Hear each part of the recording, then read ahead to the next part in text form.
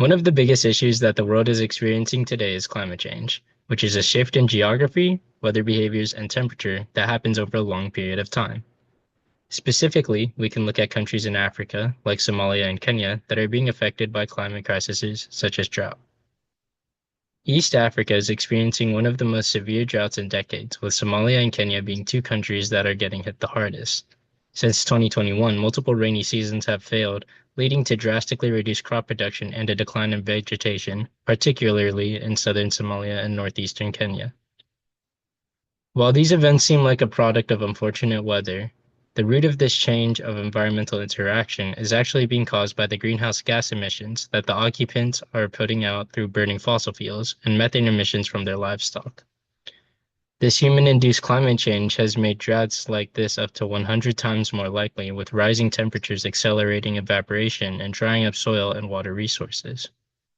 Over 38 million people across the region are now facing food insecurity, which is a lack of healthily available food, with Somalia alone having around 4.4 million at risk of hunger by April of this year. The crisis has devastated agriculture and livestock, which are the primary resources of food and income for many of these citizens. In some areas, livestock deaths or total crop failures have even forced families to abandon their homes, leading to widespread displacement. The drought has triggered a major humanitarian emergency. More than 2.6 million people have been placed in Somalia, and tens of thousands have died due to drought-related impacts. Food scarcity has caused prices to skyrocket, while livestock values have collapsed, deepening the poverty in these countries and their neighboring ones. Water shortages are driving up the cost of basic necessities, which is further straining vulnerable communities. At the same time, health conditions are deteriorating. Without access to clean water, people are increasingly vulnerable to diseases like cholera and malnutrition, especially amongst children, raising a public health crisis along with it. So obviously this is an issue, but how do we fix it? First, it is important to note that there is no way to fix it, because climate change is irreversible. The best thing we can do is just reduce our impact on how we are diminishing the world's resources by changing our lifestyles one step at a time.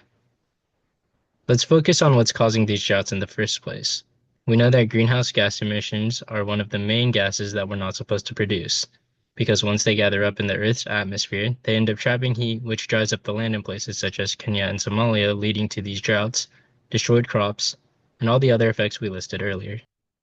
Something that I'd like to point out that is a factor of this is the burning of fossil fuels.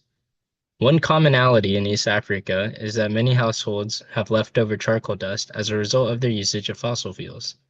Now, just by taking this charcoal dust and not the ash that it leaves behind, we can repurpose it. Because although it would be ideal to stop using charcoal, we can't just expect these collective countries to just stop using their product in their daily lives. So how do we repurpose it? Well, first let's identify another problem that drought has brought to this region, which is water scarcity, which is the insufficient allocation of water to the occupants, humans and other life forms, and the environment. This means that any water is valuable to these people, but not all water is particularly healthy. So how do we make unsanitary water sanitary? Through expensive filtration systems that at their lowest cost around $1,500. And if we remember what we discussed earlier, the communities in these countries have become poverty-stricken and therefore probably can't afford these.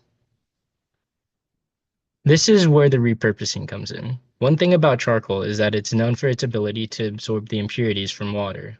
Now, taking the remnants of what's left after using charcoal, we can take the charcoal dust, again, not the ash, put it in a cloth, and pour any found water through it, using it as a personal low-cost filtration device that each household in these countries can use because of its availability. But how does any of this relate to global citizenship? Well, global citizenship can be broken down into three key aspects: cosmopolitan community, social cooperation, and individual action. I believe that this incremental solution covers the aspect of individual action, which relates to self-management, other-oriented practice, and the pursuit of justice. The solution helps harness these people's responsibility for their effect on the environment. It reflects self-management by empowering these individuals to take control of their water quality using accessible materials rather than relying on external aid or expensive technologies, And it contributes to the pursuit of justice by addressing water inequality in these drought-affected areas, giving undeserved populations a simple tool to improve health and dignity in the face of environmental hardship. While the world is still struggling to maintain a healthy environment, this is one way global citizens are doing their duty to create a world that's better for them and every other global citizen.